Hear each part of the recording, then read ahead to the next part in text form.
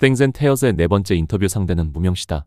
무명씨는 지난 2006년 경기도 가평에 위치한 부대에서 발생한 총기 사망사고의 중심에 있던 인물이다. 그래서 성명과 나이는 밝히지 않기로 했다. 무명씨는 이 사건이 있은 후 우연히 농구공을 손에 쥐게 되었는데 그에게 이 사건과 농구공이 무슨 관계가 있었는지 지금부터 한번 알아보자. 농구공, 1979년생인 내 나이 또래에게 농구공은 친숙하다.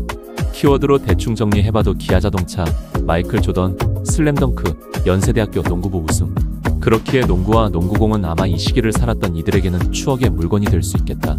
하지만 농구공은 내게 위에 언급한 내용들을 포함한다 하더라도 좀 색다른 느낌을 안겨줬다. 바로 자유. 이상하게 들릴 수 있겠지만 하나의 사건을 통해 난 20년 가까이 농구공을 바라보며 그 당시 느꼈던 자유의 감정을 지금도 간직하고 있다. 나는 2006년 가평에서 발생한 군부대 총기 사건 현장에 있었다. 당시 뉴스에도 보도된 사건에 대해 들어본 사람들도 많을 것이다. 내용은 이렇다.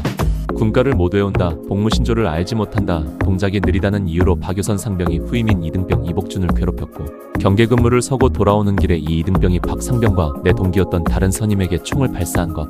당시 군은 전후방 모든 부대 경계 근무자에게 실탄을 휴대하도록 지시했고 이 사건은 그 기간 동안 발생했다. 이 사건으로 박상병은 사망했고 내 동기는 팔에 총을 맞아 남은 군 생활을 비롯해 지금까지 몸에 불편함을 안고 살아간다. 사건은 2006년 8월 10일 새벽에 발생했고 이복준 이등병은 탈영했지만 같은 날 오후 무렵 머리에 총상을 입은 채 부대 인근 산에서 발견됐다. 그는 치료 후 군 재판에 넘겨져 무기징역을 선고받았으나 최종적으로는 10년 수감 생활 후 출소했다는 이야기도 전해진다. 한 군인의 사망, 또 다른 군인의 부상, 그리고 탈영병. 사건은 컸다. 우리 대대는 약 2달간 군의 조사를 받아야 했다. 외출과 휴가는 금지됐고 부대 내 활동은 제한됐다. 훈련도 없었고 기상과 동시에 대대 내 병사들은 모두 조사를 받아야 했다. 같은 내무반에서 활동한 나를 포함한 동료들에 대한 조사 압박은 다른 이들보다 심했다. 불합리한 상황도 많았다. 이복준이 총 관련 게임에 중독돼 버린 일이란 식으로 몰아가려는 분위기도 있었다. 우리 부대는 사건 발생 초기 박유선에 대한 응급처치를 제대로 하지 못했다. 또한 이복준의 탈영 이후 그의 행적과 사건 진상을 파악하는 데도 꽤 많은 시간을 소비했다. 이복준이 산이 아닌 민가로 갔다면 아마 사건은 더 큰 비극을 불러왔을지도 모를 일이었기 때문이다. 가장 큰 타격을 입은 것은 총기 사건에 대해 책임이 있는 군 간부들이었다. 대부분 옷을 벗거나 다른 한직으로 전출됐다.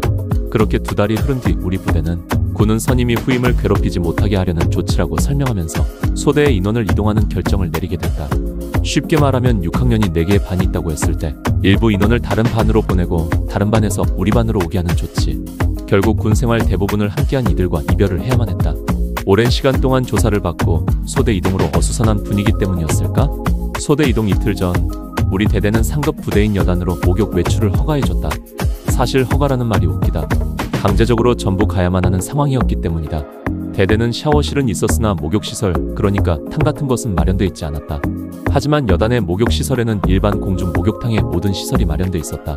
동료의 사망과 부상, 그리고 후임병의 탈영과 부상, 2달 만에 외출과 따뜻한 탕 안의 물, 그리고 며칠 뒤면 헤어져야 한다는 아쉬움. 복잡한 감정이 밀려오는 건 나뿐만이 아니었을 듯 싶다. 헤어짐에 눈물을 흘리는 후임도 있었고 사건에 대해 말하면서 아직 두려워하는 동료도 있었으며 말없이 이 상황을 받아들이려는 이들도 있었으니 목욕을 마치고 나왔을 때 가평의 하늘은 노을로 물들여져 있었다. 그리고 그 노을 앞에 보인 것은 농구 골대와 농구공. 우리는 아직 목욕을 마치지 못한 동료들을 기다리며 농구 시합을 했다. 3-3 시합이 5-5가 됐고 어느 정도 시간이 흐르니 떼거지로 농구를 하며 소리를 지르고 웃고 있는 그들의 모습이 되어 있었다.